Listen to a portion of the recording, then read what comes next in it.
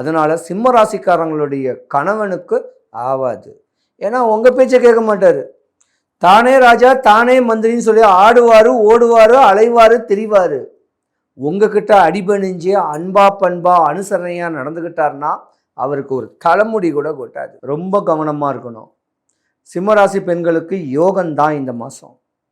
மாற்றங்கள் ஏற்படக்கூடிய ஒரு தருணம் வருது.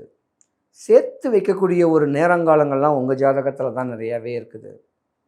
அகமகிழ்ந்து வாழ போகிறீங்க. ராஜபோக சுகபோக ஒரு வாழ்க்கை வாழக்கூடிய ஒரு தருணம் சிம்மராசிக்காரங்களுக்கு தான் உண்டு.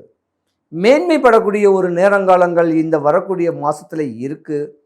கவன சிதை மட்டும் ஏற்படுத்திக்காதீங்க. சிம்மராசி ஆண்கள் கொஞ்சம் கவனமாகவே இருக்கணும். எதுலேயும் லூஸ் ஸ்டாக் விட்டு எங்களையும் மாட்டிக்கூடாது.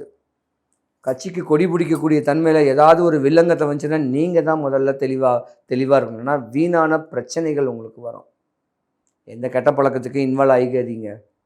இந்த 2.5 வருஷம் கொஞ்சம் அடிபணிஞ்சு தான் போகணும்.